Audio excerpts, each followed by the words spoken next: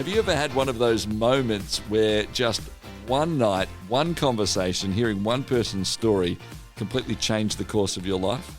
Well, that is exactly what happened with Kareena Shaw. Not only did it change her career, her focus, it meant that she travelled to the other side of the world to make a difference. You're going to hear all of that as she talks about the incredible work of the Barbara May Foundation. Today on Towards Understanding. G'day, Kareena. Hello. Thank you so much for inviting me. Oh, it's an absolute pleasure. And it's quite a full circle moment for me, actually, because I know that you were quite inspired by Dr. Andrew Browning, and we'll hear a bit of that story in a moment to do some of the work that you've done. We had him on the show a few years ago, and a few years before that, we had Valerie Browning on, who inspired him. So this is really great to be able to hear a bit more of the ongoing impact. So let's talk a little bit about that. You have been a nurse and have been a nurse for quite a while, actually, before you heard Dr. Andrew Browning. Tell us a little bit about, I suppose, the reason that you got into nursing in the first place. Sure. So I became a nurse when I was 18. I grew up rural New South Wales in a little village called Dunedoo. And I came to the big smoke and became a registered nurse because I just had a heart for caring and healing people. And then fast forward many years, about 25 years, and my husband came home from work, and I just got home from work, and my husband said, "Oh, honey," he said, "I've got this guest speaker coming to speak at the library at Erina, but I've got no one to do the tea and coffee."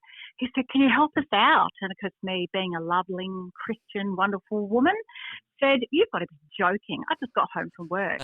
So this poor man was given the absolute silent treatment the whole way to the event.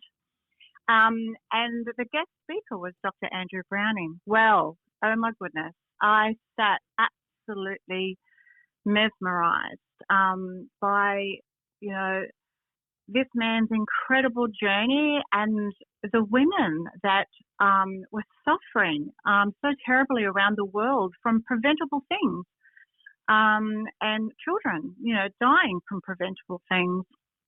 And so at the end of the presentation, I waited until everybody had gone, and I went up to Dr. Andrew and I said, "Do you have any use for a registered nurse with 20 years experience?" He said, "Oh, look, I'm really sorry." He said, "No, I actually need midwives, not nurses."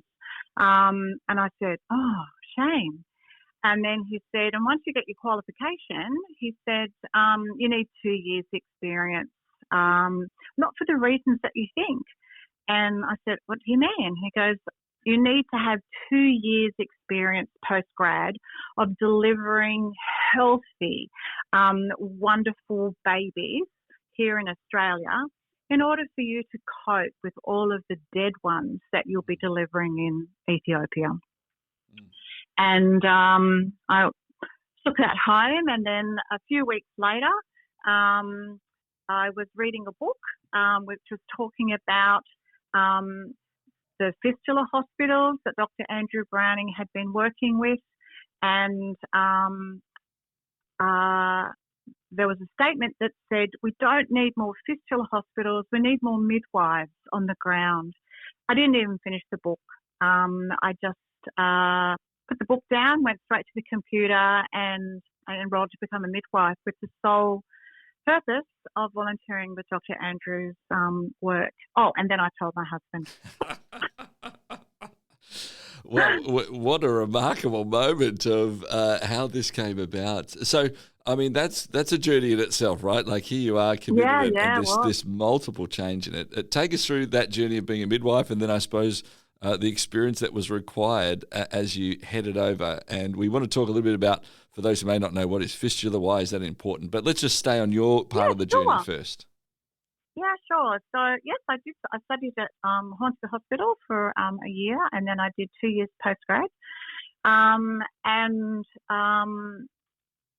met some incredible women in my journey, and I was a little bit nervous about the very first hospital that I was asked to volunteer with. So I did my 2 years post-experience.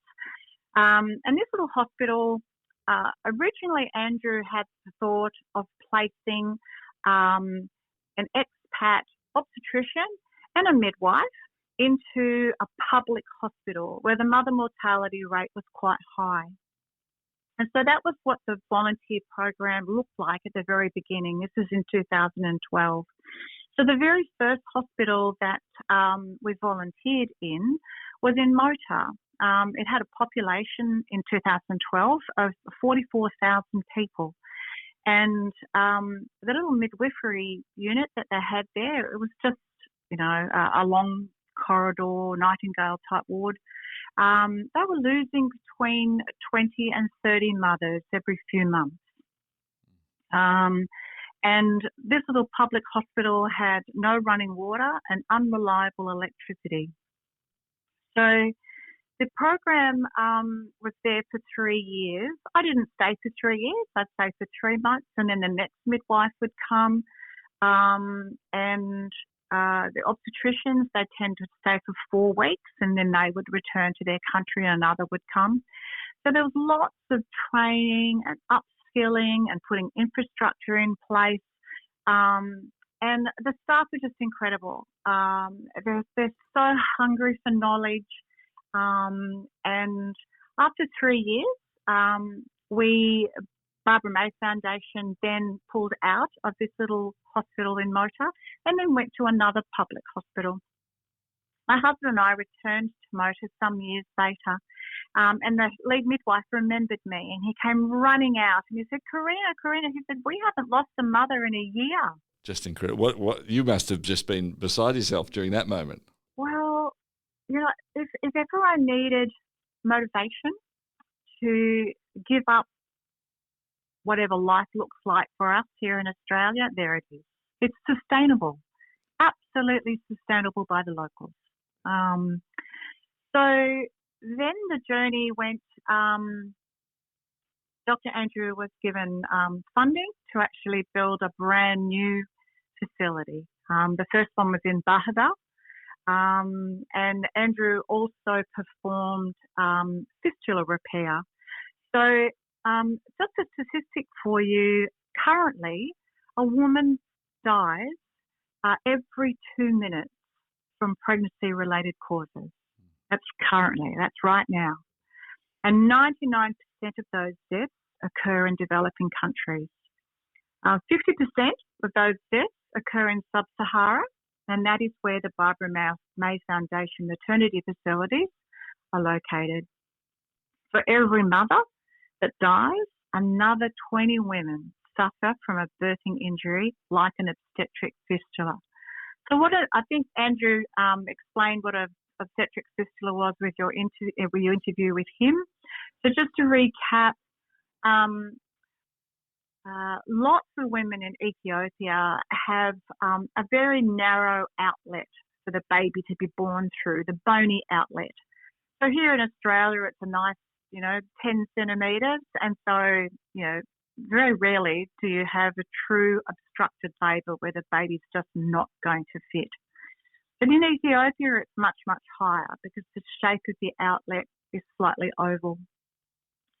So these mamas, they're birthing at home by themselves in a mud hut, or they might have a traditional birthing attendant with them, and they'll try to push this stuck baby out for 1 or 2 days.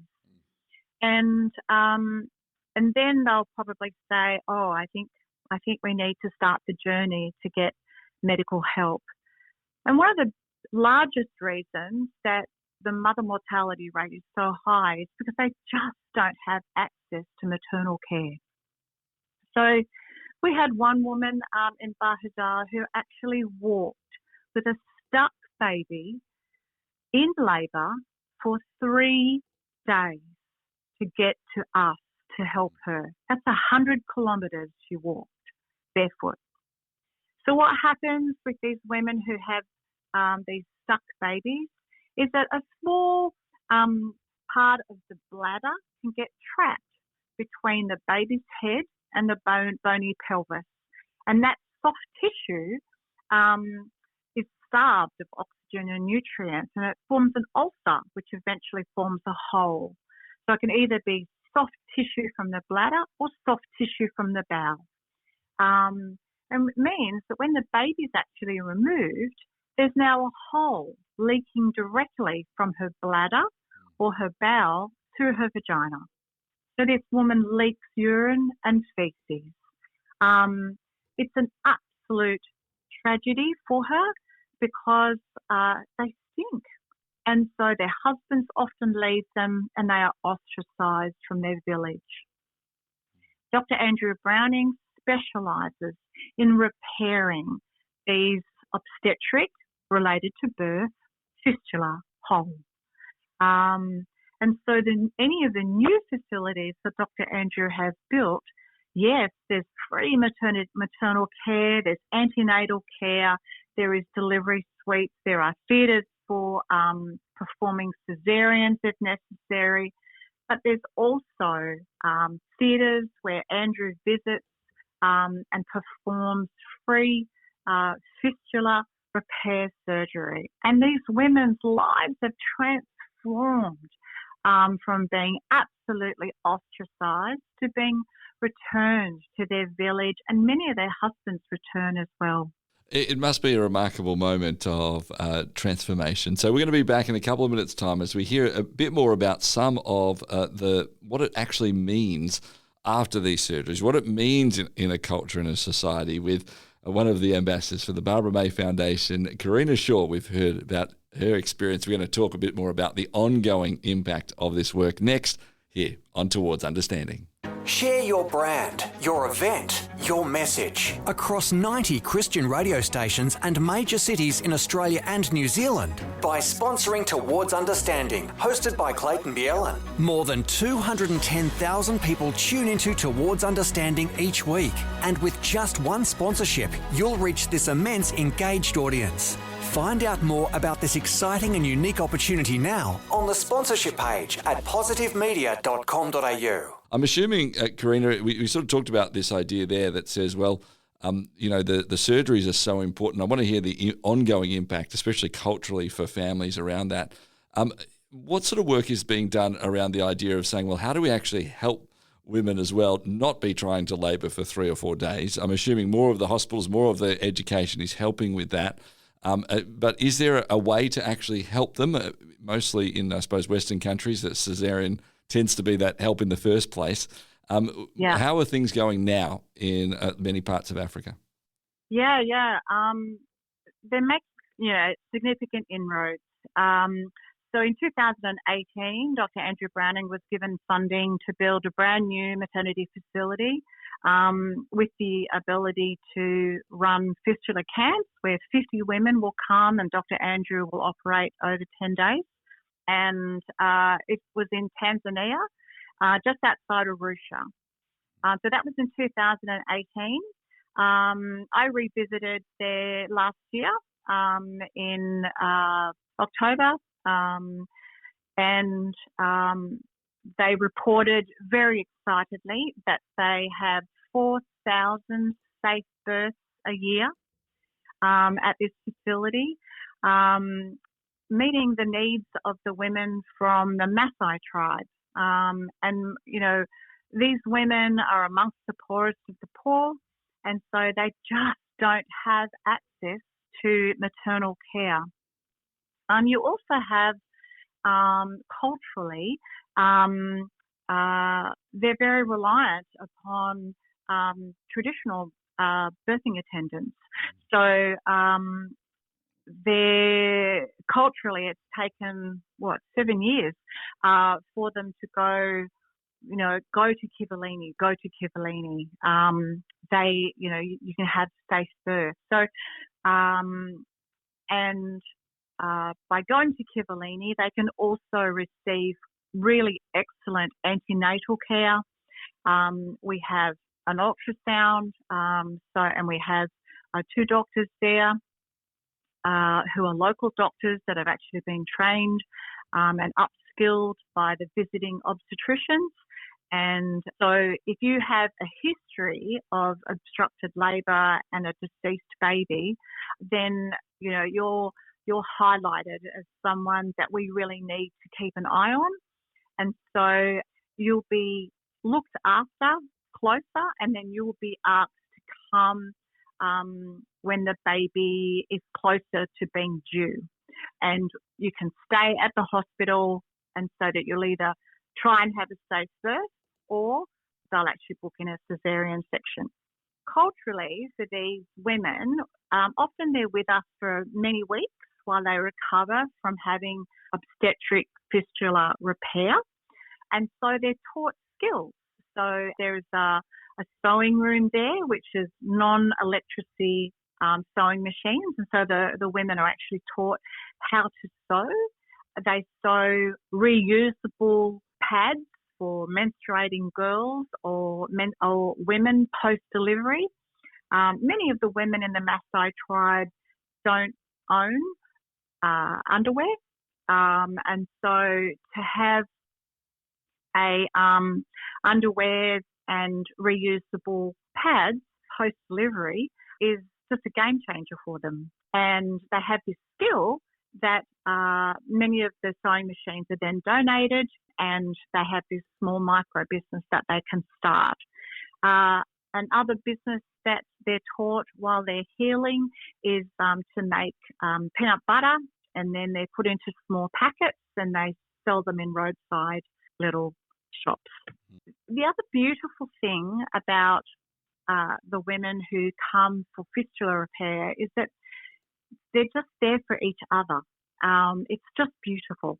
So if the woman has had a baby and this baby's actually survived, and the mama is now having fistula repair, then one of the other mothers will actually care for the baby while mama's having surgery. They're just beautiful. And often the mamas will actually, in Ethiopia, when Dr. Andrew Browning built a new facility in Bahada, there were 2 operating theatres, and the mamas would just lie side by side in the operating theatres, and you would have a mama who'd already had a fistula repair sitting with them, chatting to them while they had a spinal anaesthetic and they had their procedure. So it's just beautiful. And then they get a lovely new dress, and when they go home, they're welcomed back into their village. Welcome home, daughter. It's a game changer. It's just restoring their dignity. Wonderful.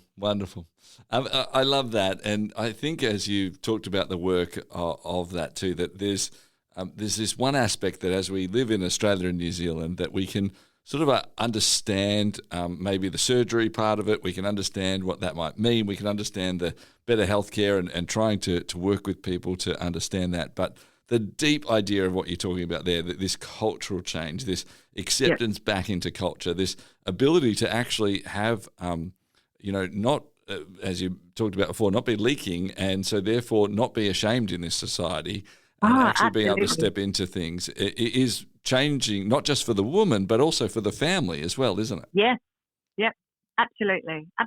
And then they become such fantastic advocates for the program. So they say, Mama, you don't have to live like this, and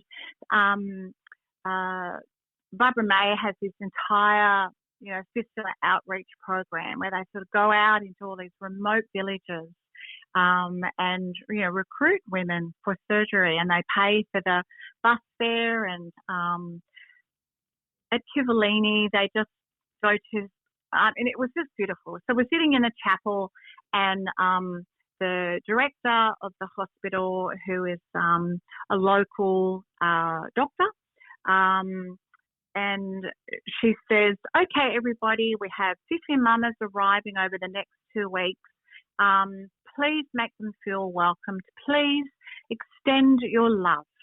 We want them to feel loved and safe. And I don't know any organisation where a director is going to say that to the staff. It's pretty unique, very, very special. Yeah. It's wonderful. What can people here in Australia and New Zealand do as we go, all right, well, I'm I'm not a nurse, and I'm not a nurse who Yep. could then trade into a midwife like you did. That's not what I Yep. can do. But I care about this issue, or I want to make a difference. What are Yes. things people can actually do? Oh, absolutely. Look, we always need financial support. You know, the Barbara May Foundation are not only, building these safe, free facilities for the women, they're also paying all the staff wages. They're also paying for all of the equipment, and that costs money. So, any donation towards the Barbara May Foundation goes to help these women in safe childbirth and, fistula repair. So, and prayers, all of the facilities that Barbara May Foundation set up, they're always Christian-based, and they just extend such hope to these women. I mean, these women are our sisters. I did nothing to be born in Australia. She did nothing to be born in extreme poverty. And so the philosophy is always with Barbara May Foundation to be the hands and feet of Jesus. And so if, praying for the success and for the safety, many of the countries that the Barbara May Foundation has these beautiful maternity facilities are experiencing war and unrest. So it places everybody at risk. So, yes, prayers and financial support is huge, not possible without it. Love that. If you'd like to read up more information or indeed donate, it's barbaramayfoundation.com. Simple as that, barbaramayfoundation.com. Kareena, it has been an absolute privilege hearing your story and the work that is happening, and also just your passion for this as well. So we thank you so much for taking the time to be with us today. You're very welcome, and thank you so much for the opportunity. Kareena Shaw is an ambassador for the Barbara May Foundation, and I'm sure you'll agree is doing some remarkable work around our world. We've been listening here on Towards Understanding.